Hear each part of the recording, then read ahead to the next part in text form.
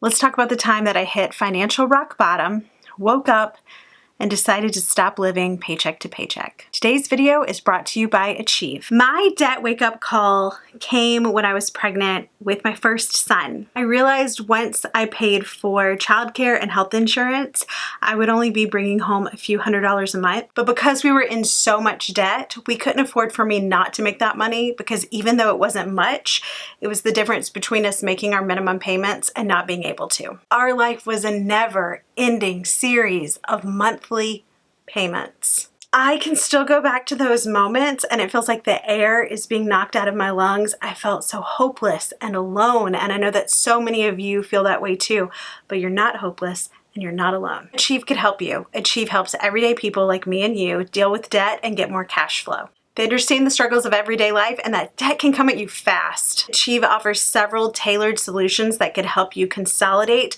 or even reduce your debt. Whether it's a personal loan, a home equity loan, or debt resolution, Achieve meets you where you are. Let Achieve empower you on the path to a better financial future.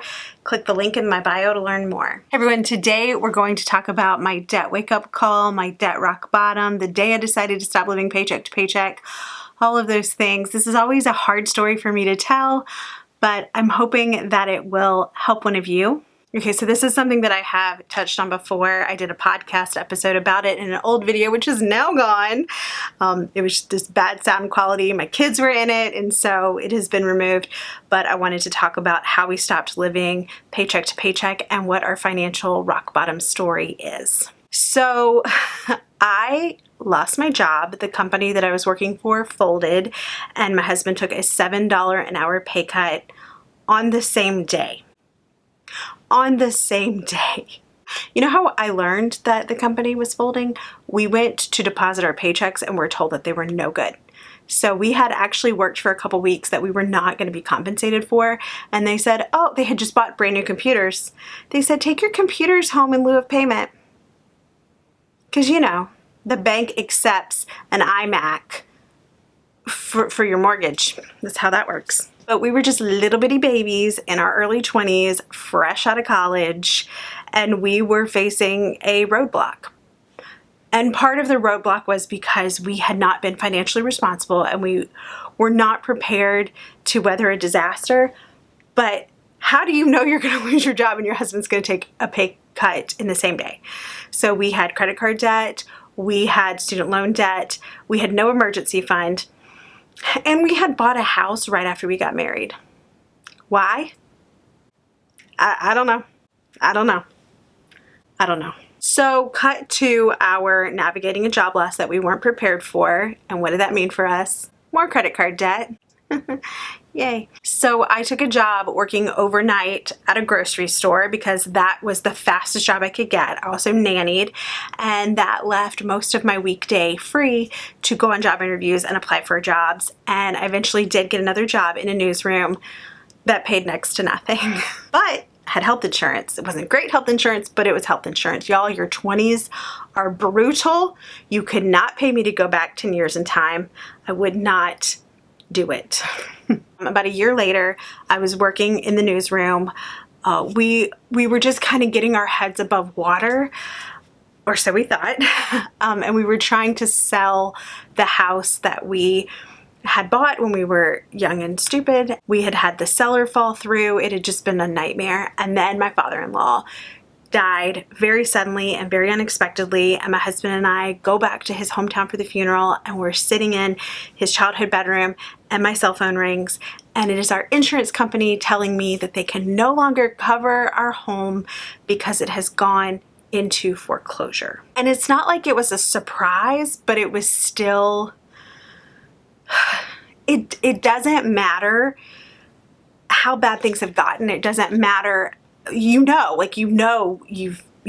struggling to make your payments. You know that, but still something about getting that phone call, and particularly in those circumstances, just felt like the worst possible thing that could happen. We go to bed that night. I think the next day was my father-in-law's funeral. I get on the banking app. We are negative in our checking account. Because all of our bills had just come out, and we have like $126 in savings, and it's like we can't We cannot continue to live like this. And so that's kind of like part one of the moment that we decided. And so I started freelancing, taking on as many hours in the newsroom as they would give me, working that overtime, working as a sports reporter on the side. Worst sports reporter ever. If you're having to Google what plays are as you're writing an article, but I was determined to hustle my bustle and get us back where we needed to be. We ended up not getting foreclosed on, but we did short sell our house, which is no less horrifying. It just doesn't impact your credit the way a foreclosure would. We're paying all of our bills. We are adding some money into savings. I get pregnant and I know my insurance isn't going to pay for much. And so I start putting every single extra penny that I can aside to pay for the birth of my baby, which cost $11,000. I got a discount actually. I called the hospital and said, if I pay my bill in full, can you like take a little bit off the top? And they did. So I ended up only paying $8,000. Discount, baby.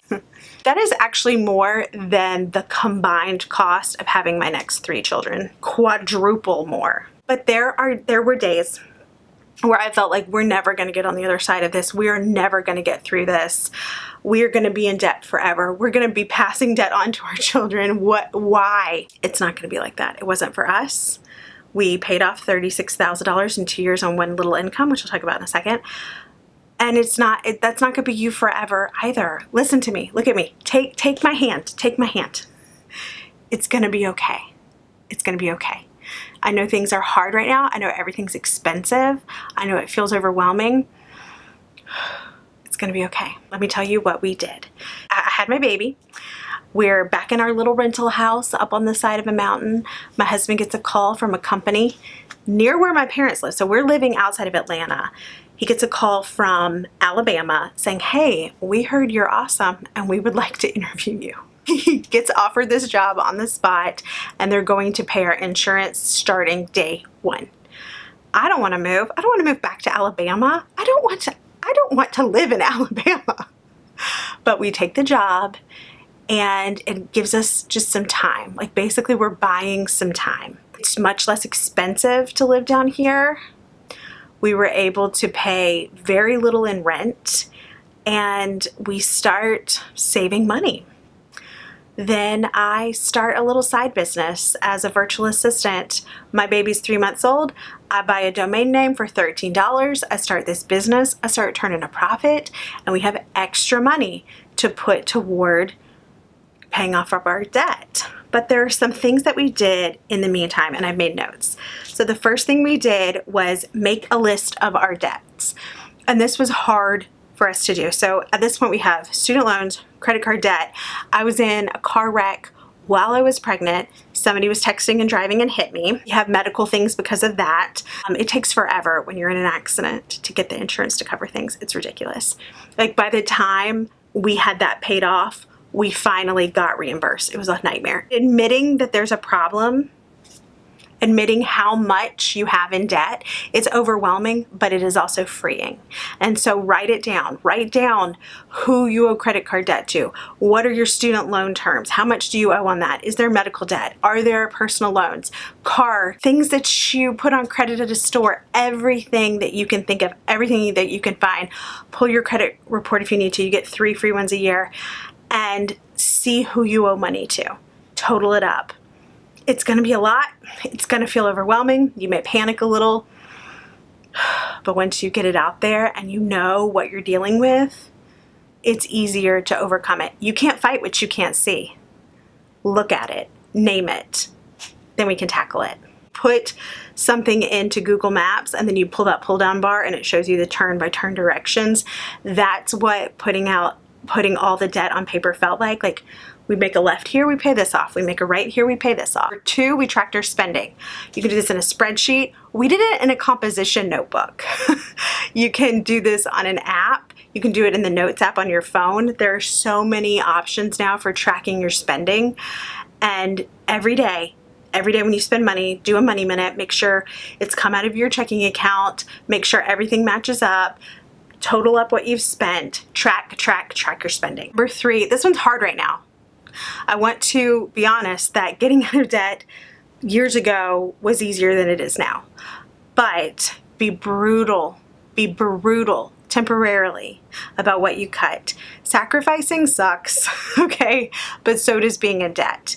And so you kind of pick where it's going to be hard, because the sacrifice is temporary and the debt can also be temporary if you make those sacrifices. But if you choose not to, that debt is a long-term commitment that you're going to have for the rest of your life. So look at what do we really need and cut it, as Budget Girl calls, scorched earth. Like scorched earth. Nothing special, nothing extra, nothing fancy unless it's your birthday. That's what we did. Scorched earth. You get to determine what you cut and what you don't. It's really up to you because it's your money. But just really going as bare bones as possible. Okay, so we focused just on the basic necessities of our rent at the time. We had a baby, so keeping him in diapers, making sure that our basic bills were paid for, our bills were all covered. And then at the time, we had a newborn, and then we had a newborn and a toddler, and then 2 toddlers. So we were able to keep our grocery budget pretty low. I know that's nearly impossible now, but just keeping things as tight as possible and focusing only on essentials and necessities. Food, water, electric, gas to get to work. I wasn't buying clothes. My kids' clothes were hand-me-downs. If I needed something, I borrowed it. So at one point a vacuum cleaner broke. I asked my mom to borrow hers. She's like, oh, I got this old one I don't like. Do you want it? Between you and me, I think she went and bought a new vacuum cleaner. But I took it. Still have a ton of the hand-me-down furniture that outfitted that little rental house we were living in. We learned to say no to things. It was awkward when people would invite us to do stuff. Jason had a lot of guys that started working at the same place he was that had worked at the previous place, and he had known them since college, and they would hang out and go out on weekends and go out to eat and do, big things, and we couldn't, and we would have to say no. And at the time he was their supervisor, and so it was kind of hard for him as a supervisor to be like, we're trying to save money, we're trying to get out of debt. But it was worth it in the end. We got invited to go on a couple trips with some people, and we had to say no to that. I do remember going to a wedding when I had my first son and staying in a hotel, and my mother-in-law was staying there too, and her taking the baby for the night so that my husband and I could go out on a date, and it just being the biggest deal in the world. I felt so fancy because it had been so long. We also learned to get creative with our dates. My husband and I still prioritize alone time and together time, and so even when we didn't have 2 nickels to rub together, it was still really important for us to do those date nights at home. And so it was a lot of getting movies from the library or watching old TV shows in box set, because we didn't even do streaming services at the time because we didn't want to pay for them. And so just finding ways to do that, or cooking different meals. We negotiated our bills. So there are a couple different things that I'm talking about. Number one, we called our credit card companies and we asked for them to lower our interest rate, and I will link below to a script that you can use to do that. But we were able to get our interest rate lowered twice. I also would call our cell phone company at the time, our internet provider, and I would see when I would see new customer deals, and I would say, hey, we've been loyal customers, we've paid our bills on time. Can you offer us this discount? Sometimes they would, sometimes they wouldn't. Sometimes they would say, no, we can't, but we can offer you a little discount. I am not ashamed to ask. We also took advantage of cash deals. So things like car repairs. Once we were out of debt and we bought our new windows, that sort of thing, I will still ask, do you offer a cash discount? We sold things. We sold so many things. We put it on Facebook Marketplace. We put it on Craigslist. When I think about meeting up with people to sell things on Craigslist now, that just gives me the ick. But books. So I'm a big reader. I would get books at the thrift store. I would read them and then I would resell them. My kids, when my kids would outgrow their clothes, my maternity clothes, toys that they were no longer playing with. And remember, we bought a lot of stuff secondhand. So we were buying it secondhand, using it until we no longer needed it, and then selling it. I still kind of think of the thrift store as a storage unit. Like, I don't need that. I'm gonna go get it from the thrift store. When I no longer need it, I'm gonna pass it on or I'm gonna sell it. Oh, side note, my friend told me that she gets crock pots at yard sales for like $5, $10. And then when she has to take a meal to someone, she's like, here you go, and here's a crock pot. Like I said, we found ways to make extra income. I was working as a virtual assistant during my baby's naps, at night after they went to bed, early in the morning, and I still do that now. That is my primary source of income, is being a VA. That I've had a lot of experience managing time, and so when I talk about time management tips, I know what I'm talking about. But bringing in even just a little bit of extra every single month was a big deal. And then also I kind of viewed anytime I saved money, that was bringing in money, because the reality is your income has to exceed your expenses in order to make this work. And if your expenses exceed your income, you have to find a way to make that difference. And it is exhausting, but it is temporary. Okay, I would love for you to share your debt wake-up call with me. Leave me a comment below. Don't forget to check out Achieve in the description. Thank you for being here, and we'll talk soon.